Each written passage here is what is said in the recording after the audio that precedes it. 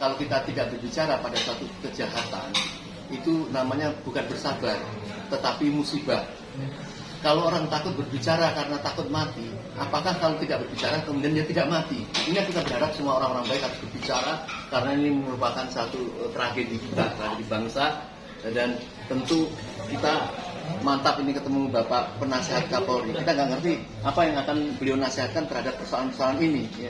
Apakah ini persoalan sistem atau persoalan manusia yang memang sudah tidak bagus di dalam proses pengayaman. Saya kira mungkin Pak Marwan, saya minta bicara dulu tentang dari seminar ini.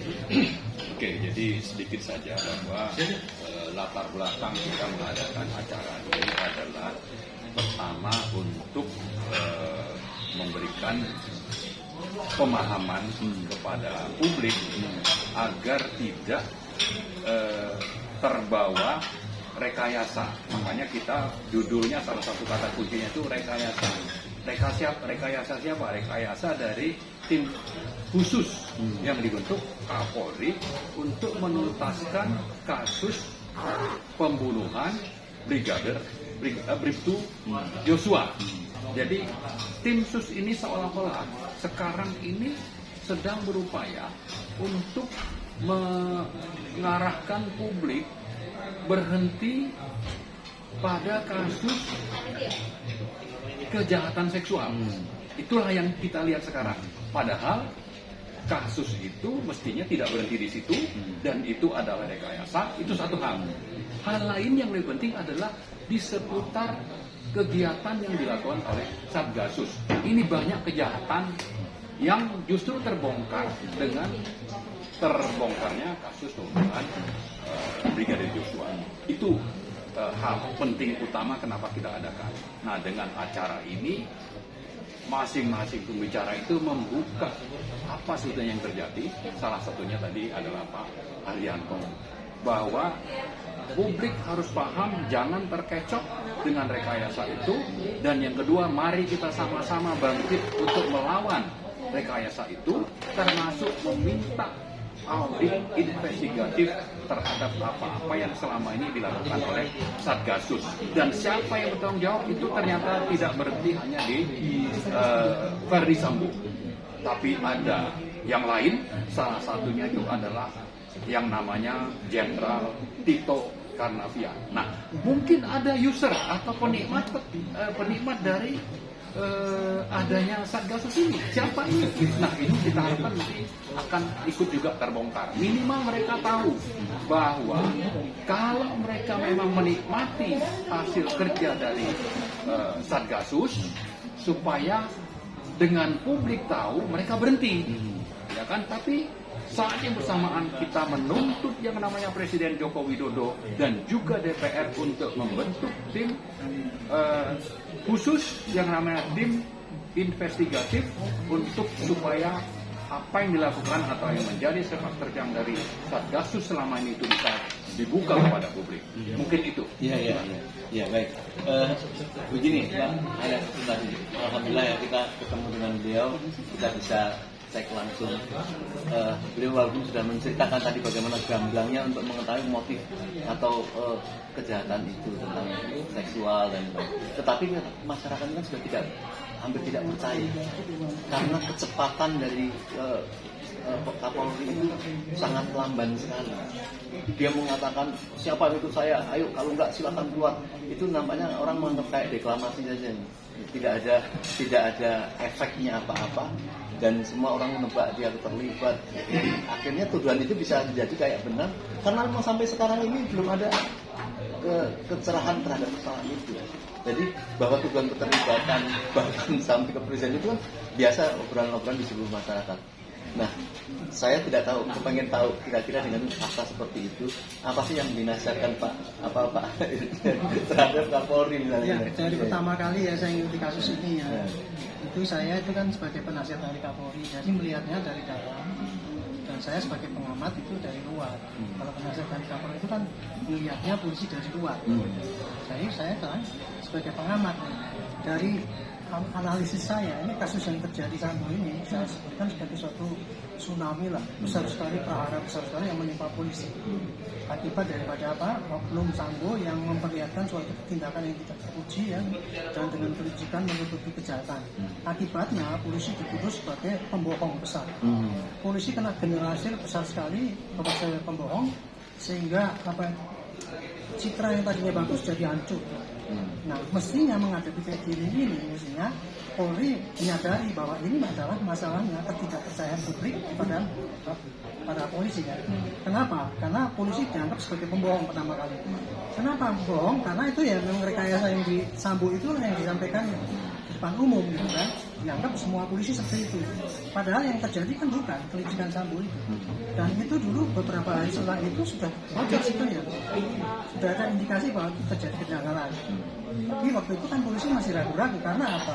Karena Sambo kan orangnya berpowerful di kasus itu, sehingga dia rekayasa dia mau menutup-nutup itu dulu masih berjalan dengan lancar. Buktinya dia bisa mengerahkan anggotanya semua untuk menghilangkan barang bukti, bisa press release barang bukti dari Polres Jakarta Selatan dan sebagainya itu kan, sehingga seakan-akan hampir seperti itu yang terjadi. Tapi kemudian kan apa terbuka itu bahwa itu rekayasa. Presiden itu nggak apa-apa tahu, akhirnya jangan ditutup-tutupi. Nah, begitu mengetahui kayak gitu tuh Pak Kapolri langsung respon bikin tim khusus. Tim khusus itu ditugaskan untuk itu tadi ngecek apakah itu rekayasa atau bukan, dan kemudian yang terjadi sesungguhnya seperti apa. Nah, awal-awal ketika itu tim khusus itu bekerja, itu masih ada kekuatan Sambo untuk menghalang-halangi ini penyidikan ini. Sehingga waktu itu Pak Kapolri terkesan agak lambat ngambilnya kesimpulan itu. Baru setelah berdesak hampir aja titik nadir habis tuh, untung dia beliau tuh menetapkan Baradae jadi tersangka kan itu, termasuk juga 31 orang itu langsung dinonaktifkan. Disitulah polisi agak balik sedikit tuh. Oh ternyata bukan semuanya kayak gitu. Tapi belakangan ini polisi belakangnya masih belum bisa menjawab dengan pertanyaan yang tepat. Ketidakpercayaan publik itu pada polisi kan hanya karena tidak percaya kan. Cuman sekarang kan polisi telah menceritakan apa yang sebenarnya terjadi sih. Ini terjadinya adalah pokoknya begini, kemudian siapa yang sudah diperiksa sampai sekarang masih ngambang-ngambang. Tapi sejak diterapkannya Baradae dari tersangka jadi terbuka lebar. Oh ternyata tadinya bukan tembak menembak tapi tembak-tembakan. Kemudian Pak itu jangan ngakuin, gitu kan? Itu juga terlibat, berkasnya sampai juga dikirimkan. Masih ada kan itu buntutnya, motifnya apa kan gitu kan. Nah, masalah motif ini Pak sebetulnya kalau untuk polisi ya sekarang kan membuktikannya adalah Sambo itu melakukan perencanaan. Itu paling berat, itu hukuman paling berat. Jadi polisi kalau sudah seandainya cukup mendapatkan alat bukti itu tidak usah menggali motifnya. Tapi motif pembunuhan itu dari mulai awal saya dengar sendiri dari Pak Sambo ya Pak, ketika habis melakukan itu kan dia ngomong kenapa karena itu ya dia ngomong saya merasa terhina, memang gitu ngomongnya. Dan kemudian ibu itu juga ngomong gitu, dia belajar di Magelang kemudian dia ngomongkan ini kan jadi ya perencanaan Sambo membunuh itu sudah clear Pak, sehingga tidak perlu diragukan itu yang dikirim ke jaksa. Makanya Pak Kapolri buru-buruan undang Komnas HAM, undang Kompolnas untuk memeriksa supaya ini memang kasusnya benar-benar fair dan cepat-cepat dikirim ke ini yang gitu kan. Cuman kan berkas itu tidak biasa Pak, jaksa itu pasti nggak akan langsung komplit ya, karena berkas ini saya pikir agak complicated karena apa? Pembunuhnya berencana Pak, beda kalau pembunuhan tunggal. Kalau pembunuhan tunggal itu gampang itu Pak, ini apa? Kan cuma saksi ini. Kalau ini kan berencana itu yang suruh ada yang enggak gitu. Pasti akan balik-balik itu. Pak, saya tadi yakin bahwa ini akan terselesaikan dengan benar secara. Saya kira gini Pak ya, ukuran ya, saya dulu bilang ini kalau kasus ini simpel kayak gini ya, paling cepat juga 2 bulan. Karena apa? Karena 2 bulan dari ditetapkan sebagai tersangka ya. Karena kan masih ada proses Pak. Dikirim jaksa nanti 2 minggu dilengkapi dan sebagainya. Itu sudah ada jaksa yang bagus mau ikut terjun kan, itu ikut rekonstruksi. Itu sudah mempercepat Pak. Tapi kasusnya memang tidak semudah itu karena ada persaksian yang berbeda-beda. Tapi intinya Pak, itu penanganan kepada kasus Sambo itu sudah lurus Pak menurut hukum. Kalau saya, cuman Kapolri atau polisi ya pada umumnya, reserse juga nggak sadar bahwa dia tuh mestinya menjelaskan pada rakyat ini loh yang sudah saya kerjakan, ini loh bukti-bukti yang sudah saya ungkapkan sampai sekarang kan enggak, nanti di pengadilan akhirnya penyidik kan terus terus ini apa yang mau direkayasa. Jadi sebenarnya ada satu yang lebih besar dari efek dari Nah, kalau efek yang lebih besar itu saya baru bicara kasusnya. Kasus ini adalah tamparan besar ke polisi hancurkannya namanya karena polisi itu bohong dan kemudian dia belum pandai menjawab kebohongan itu secara tuntas gitu. Efek yang belakang adalah gara-gara polisi itu lambat Pak memberitahu pada publik.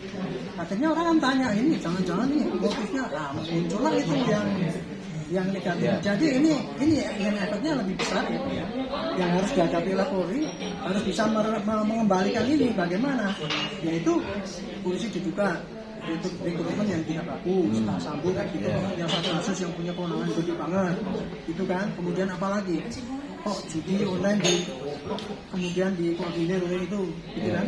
Nah ini menjadi PR yang kedua untuk polisi untuk menjawab ini belakangnya. Tapi untuk sementara ini dia adalah cepat-cepat menyelesaikan berkas itu Pak, supaya itu sampai dan cepat disidangkan. Itu maunya Kapolri kayak gitu Pak. Cuman yang di belakang adalah ini tadi. Jadi, setelah itu tidak boleh selesai gitu aja, harus bersih-bersih polisi. Tadi yang disampaikan Pak Marwan itu sebenarnya kekhawatiran masyarakat ini dalam proses menyelesaikan satgas ini, karena kejahatan itu bukan hanya kejahatan yang artinya ada negara dalam negara, bukan itu saja, tapi perilaku juga. Kalau kejadian pembunuhan ini kasus kecil Pak, saya bisa jamin ini kasus karena seorang Sambo yang terkebur ya, tumpah diri langsung dia bunuh gitu. Tapi kemudian dia licik ya, mau menutupi kejadiannya dengan mengarah semua anggotanya. Itu kejadiannya sesungguhnya Pak. Tapi masalah yang besar belakangnya adalah akibat kejadian ini terungkaplah di belakangnya itu ada yang lain-lain yang negatif itu. Nah inilah saat terbaik, saya makanya kita bersaran saat terbaik untuk memperbaiki polisi. Tapi ternyata bukan polisi kok Pak. Indonesia sekarang ini hancur ini gara-gara apapun haknya Pak. Mulai dari advokat, polisi, jaksa sampai hakimnya pun saya ini. Makasih Itu banyak. memang sekarang brengsek banget Pak. Jadi sekarang fokusnya tolong ini tolong memperbaiki semua sistem. Bukan hanya polisi doang sekarang, dengan polisi ini. Apalagi sampai polisi kalau polisi dibubarin dipindahkan ke departemen. Polisi bakal ditaruh depan departemen lebih buruk lagi Pak. Karena apa? Dia kan dipimpin oleh seorang politis. Nanti Kapolrinya orang jadi artinya ini sebenarnya persoalan kita yang saat ini ada persoalan personal atau persoalan sistem yang salah. Itu saya bilang gitu, persoalan jelas personal. Saya tadi nggak dapat kita di papan terakhir. Jangan reklah sistem itu enggak Pak. Saya sebagai tamtama sampai jenderal itu Pak, saya ngamati kenapa polisi itu buruk. Karena sistem pengawasannya nggak ada. Itu Pak, jadi atau akibat dari uang yang berlimpah enggak, itu kan perilaku. akibat sistem yang tidak ada itulah maka dia bisa terlibat dari uang dan selama ini nggak beres-beres kan. Kalau sistemnya bagus enggak Pak itu. Sekarang gini Pak, sampai sekarang saja ya saya tanya, kalau Pak Kapolri berbuat salah siapa yang mau bela? Nggak mungkin bisa Pak, karena memang sistemnya sampai sekarang itu menurut saya sangat buruk. Ya. Internalnya sendiri juga buruk ya, karena apa tadi budaya koruptif Pak sejak dulu dari Kapolri. Lihat gini Pak, polisi dulu baik kan baru saat Pak Tito aja jadi Kapolri, dari mulai terendah cerek sampai 3 ke atas. Zaman itu pun saya menyarankan pada Pak Kapolri kan dia Pak Tito itu kan bekas staf yang juga tarik juga waktu saya Korpi kan, jadi saya tahu beliau ini bagus ya. Kalau mau polisi bagus Pak, satu bersih reserse. Yang dua keteladanan ditulis. Tapi nggak berubah juga Pak. Yang paling gitu. berat Polri itu kan melihat satu kebiasaan yang dia harus terlibat tadi dalam sistem store itu gimana caranya? Itu Pak, budayanya itu dari dulu ada Pak gitu. Dan saya kira bukan hanya di polisi aja Pak, di mana-mana di aparat itu sama. Saya bukan mengatakan polisi juga enggak, di semua ada Pak itu, di semua lini apa negara ya, di Depak pun juga ada itu kan korupsi yang nyetek gitu kan. Jadi apa harapan Pak Marwan untuk Jadi makanya saya sekarang gini Pak, kalau memang mau polisi baik ya Pak ya, jangan cuma ayo kita lawan seperti Pak Alvin tadi. Bagus semangat ya Pak. Ayo kita lawan, tapi melawannya bagaimana Pak? Nah, Saya sarankan ya, melawan yang terbaik itu adalah memperbaiki sistem pengawasan polisi. Iya. Karena apa? Polisi itu Kan diskresinya akhirnya besar sekali, Pak, seperti kewenangannya. DPR lagi kan. Itu enggak. Kalau saran saya disampaikan nggak usah pakai DPR, Pak. Malah gitu. Kalau cuma ganti kode etik itu Kapolri pun bisa bikin perkap. Yang tadinya itu aturan hedonistik itu ada, Pak, sudah. Cuman letaknya di paling bawah sini, Pak, sehingga nggak terbaca. Nah, mau saya itu koruptif itu hukumannya pecat paling nomor 1 tuh. Hanya 3 itu, Pak. Dengan pakai perkap berubah, nggak sah muluk-muluk. Bikin perkap diganti itu, kalau orang polisi korupsi, kita atasan bawahan, hukumannya pecat. Nggak usah dikode-etik lama-lama 1 hari pecat gitu. Kemudian kalau hedonistik, pejabat yang sok-sokan gitu, langsung turun pangkat atau grounded. Yang ketiga, kalau masih setoran, yang setor maupun yang tuna, langsung copot dua-duanya. Selesai itu, Pak, itu internal, nggak pakai butuh lama. Kedua, sistem Dan eksternal. itu siapa yang diharapkan membuat itu? Ya Kapolri lah. Dari internal Kan Polri. kalau untuk internal itu Kapolri yang bikin rubah itu. Kalau yang eksternal, ini butuh Pak Mahfud. Undang-undang mengenai Kompolnas itu tadi dirubah supaya Kompolnas dikasih kewenangan ada di tiap Polda. Dan Kompolnas boleh menunjuk pengawas siapapun, LSM boleh menunjuk di depan Polres, ngawasi. Terus kemudian Kompolnas dikasih kewenangan untuk menyarankan pada Kapolri untuk memecat orang yang brengsek. Itu baru pengawasan yang imbang, Pak. Dengan sistem kayak gitu, Pak, makanya saya sangat nggak setuju dengan sistem orang. Bukan, Pak. Kalau merubah orang gimana, Pak, caranya? Ini sistemnya mudah, merubahnya nggak butuh pakai undang-undang lama, enggak. Merubah Kompolnas itu paling perpres bisa. Kalau Selesai itu urusannya, kalau cuma 1 ulama bulan, kan 2 bulan. gamblang sekali. Bagaimana memperbaiki orang dan sistem dalam Islam itu memang sudah. Saya tanya sekarang, ulama itu kan ngomongnya kan masalah itu ya gitu ya. Debat banyak korupsi, apa ngomongin ulama? Iya. Nyatanya dia juga jagoan korupsi, Pak, di debat. Iya.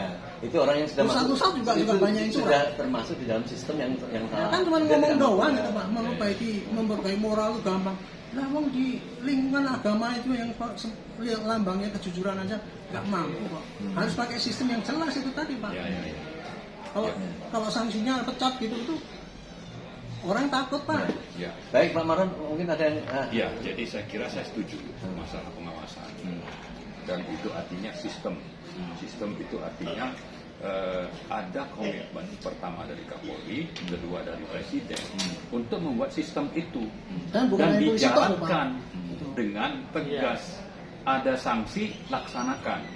Nah, jadi karena itu kalau ke dalam Polri, harapan kita, permintaan atau tuntutan malah kita itu adalah Kapolri harus punya komitmen yang kuat, didukung oleh Presiden untuk membuat sistem itu yang memang andal, tapi juga dilengkapi dengan sanksi yang tegas dan dilaksanakan. Itulah urusan ke dalam. Tapi kalau soal undang-undang Polri, itu memang tugas dari DPR dan pemerintah untuk membuat kalau dianggap ada yang harus segera diperbaiki. Mereka harus jadi belajar dari kasus ini, ya. Kesimpulannya adalah 2. Kalau urusan etik, Kapolri dan Presiden itu bisa kalau mau. Lalu kalau itu urusannya peraturan yang terkaitannya dengan undang-undang, maka pemerintah dan DPR harus segera membuat peraturan yang atau undang-undang yang baru. Dengan begitu memang akan ada. Itu Pak Marwan ya, maaf. Ya. Kalau undang-undang berarti kan lama gitu. Betul. Enggak, Pak. Kalau merubah kewenangan Kompolnas itu Ya. super keras, Pak. Ya, Nggak ya. usah nunggu, jadi nggak usah nunggu Ya, tahun ya. dan bulanan ini bisa kalau Ya, kita ya. lihat ya. Betul, Makanya Pak. Jadi- perubahan eksternal itu bisa di instan bisa. Saya setuju. Jadi tadi intinya kan saya bisa sampaikan adalah apa yang bisa internal lakukan itu bisa segera dilakukan oleh Kapolri dan Presiden. Jadi ada komitmen yang kuat dari 2 ini, dari Kapolri dan dari Presiden. Tapi Bapak setuju nggak misalnya melibatkan tokoh masyarakat? Karena ini Apa itu? Tokoh itu di masyarakat. dalam memperbaiki ini tadi kan Presiden sama Kapolri. Kan harus ada kemana supaya tidak. Ya paling nanti kita bicara soal pakar-pakar, Nah, iya, maksudnya itu. kampus-kampus. Ada komponen itu karena Nah. ini pengalaman begini. kita pernah membuat PBGR terhadap persoalan yang KM50 itu. Kan Presiden nggak ada unsur pokoknya, cuma ada dari pemerintahan. Jadi masyarakat ini kan merasa ini ada apa kok masyarakat? Ya kenapa itu bisa terjadi Pak? Karena tidak ada lembaga yang mengawasi tugasnya polisi. Kan itu simpel Pak. Itu bisa terjadi karena apa? Tidak ada lembaga yang mengawasi tugas polisi. Kalau polisi salah siapa yang ngawasi? Propam, temen jeruk makan jeruk kan nggak bisa Pak. Nah, iya. Saya pengen tanya lah, kalau Kapolri salah siapa yang mau anu sekarang? Itu karena nggak ada lembaga eksternal yang mengawasi itu. Padahal polisi itu Pak kewenangan sangat besar sekali, mulai dari Barada, punya kewenangan itu harus diawasi. Dari masyarakat mudah diawasi TNI. Jadi kan ini kan namanya saya bilang masyarakat. kalau diawasi TNI juga banyak brengseknya juga. Iya. Polisi di bawah Nggak, ini kan TNI. ternyata dari masyarakat habis akalnya. Itu kan masyarakat dari mana itu? Saya bilang ya, kalau TNI di bawah lebih brengsek Pak, TNI di bawah polisi di bawah TNI. Dari dulu kan kayak gitu, militeristik. Sekarang dikeluarkan giliran polisi gini mau kembalikan ke situ lagi, nggak benar itu saran yang menyesatkan. Kalau saya sih nggak bilangnya gitu.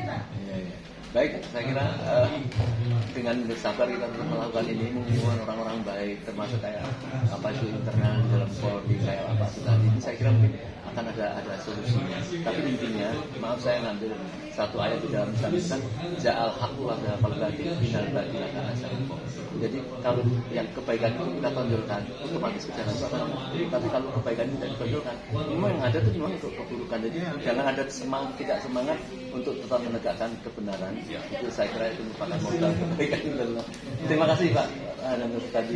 Semoga kita masih. Sorry saya kalau ngomong nggak bisa jujur dan milih, cuman saya pengen cepet-cepet menyampaikan informasi pada masyarakat.